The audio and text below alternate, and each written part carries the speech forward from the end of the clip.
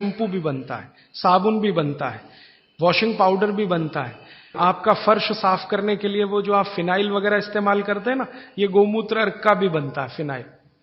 गाय के गोबर से टाइल्स बनना शुरू हो गए इस देश में। टाइल्स समझते हैं, जो छत में लगाते हैं, और वो लगा दो तो टेम्परेचर 5 डिग्री कम कर देता है। टेम्परेचर 5 डिग्री कम कर दे। तो ऐसी अद्भुत गाय भगवान ने हमको दी, प्रकृति ने दी। इसका संरक्षण संवर्धन हम करें, मूत्र का उपयोग करें, गोबर का उपयोग करें, घी का उपयोग करें, दूध का उपयोग करें, और हर चीज उपयोग करेगी तो मांग बढ़ेगी।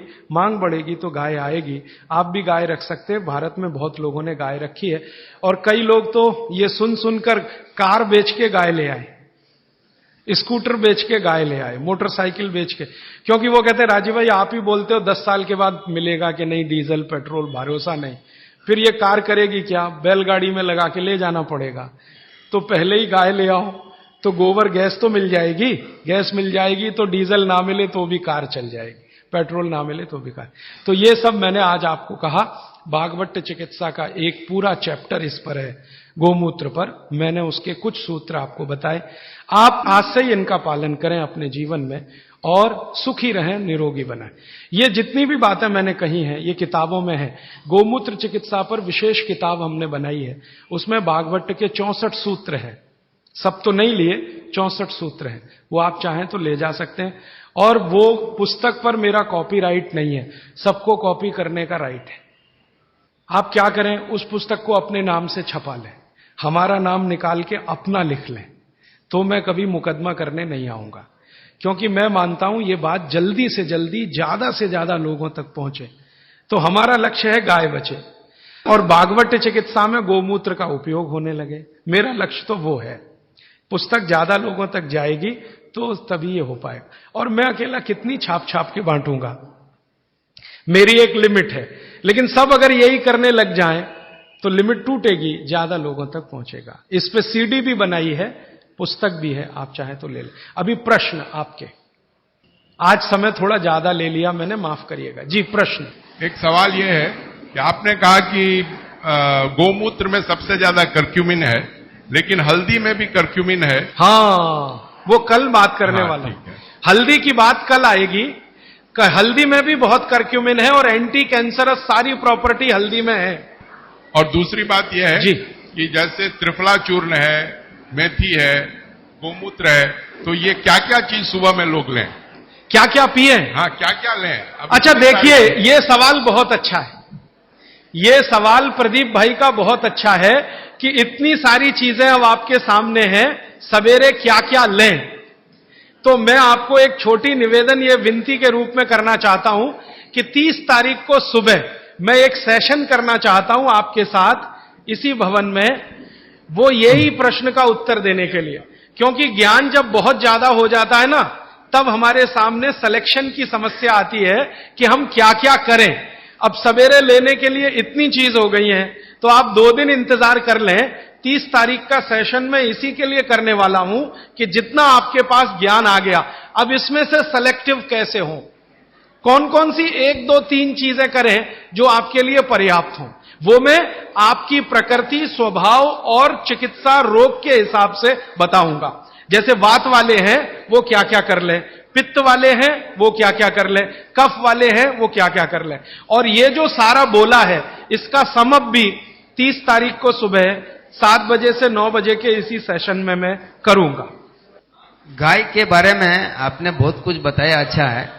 गाय का पंचामृत जो होता है वो इतना शुद्ध होता है जिसकी कोई हद नहीं। सही बात। मैंने इसका सदुपयोग किया है 5 चीजों को, जिसको मिलाकर के आप ले तो जिंदगी भर की जैसी जैसी बीमारी हो वो आपकी दूर हो जाती है। उसके बारे में आप बताते हैं।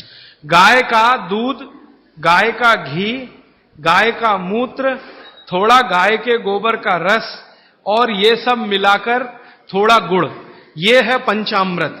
इसमें गुड़ की जगह शहद भी मिला सकते हैं, क्योंकि दूध में वैसे शहद नहीं मिलाते, लेकिन गाय के मूत्र के साथ चलता है। घी में शहद नहीं मिलाते, लेकिन गाय के मूत्र के साथ चलता। तो पंचामृत बनाने की विधि पुस्तक में है, आप ले लो। ये पंचामृत का इनका जो रिजल्ट है वो पूरे देश में वैसा ही रिजल्ट है।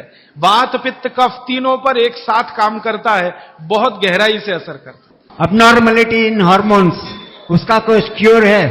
हाँ बिल्कुल है। आप इसके लिए मुझे व्यक्तिगत रूप से मिलेंगे? जरूर, मैं आपको लिख के देता हूं। जरूर जरूर। देखिए, मेरे पास एक लिखित चिट्ठी आई है, बहुत खुशी की बात है। चेन्नई में गौशाला है तो बहुत अच्छी बात है, बस दुख की बात है कि उसका मैनेजमेंट सही नहीं है, यह दुख की बात है।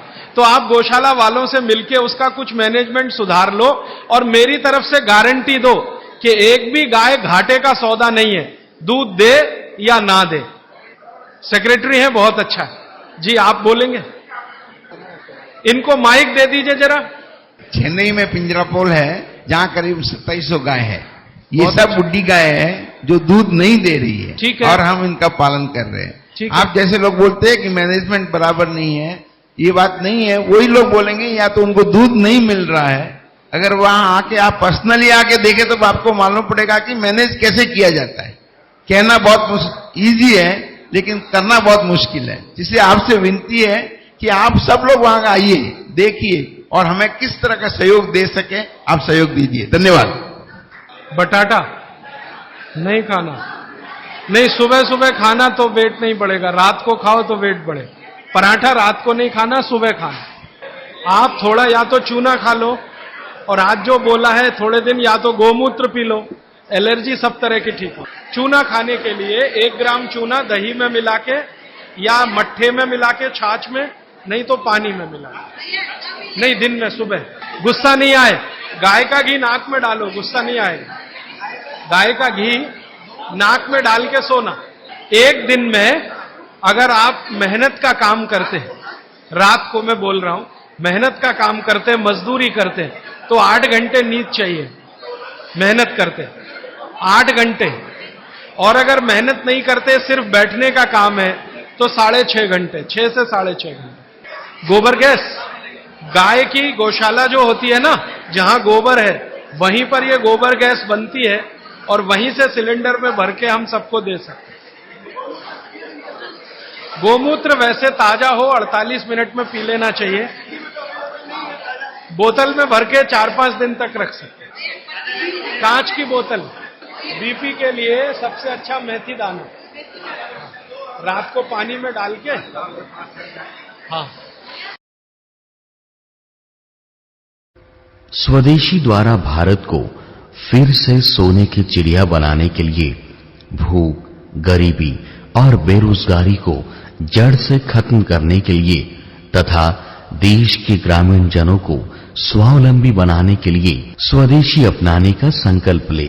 महात्मा गांधी, सुभाष चंद्र बोस, भगत सिंह, लोकमान्य तिलक जैसे हजारों क्रांतिकारियों के सपनों का भारत बनाने वाले इस अभियान से जुड़े और स्वदेशी अपनाएं।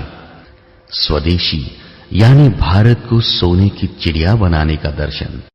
राजीव भाई के सपनों को पूरा करने के लिए, भारत को स्वदेशी बनाने के लिए, स्वदेशी का विचार जन जन तक पहुंचाने के लिए, स्वदेशी अपनाने और देश को खुशहाल बनाने के इस अभियान में शामिल हो।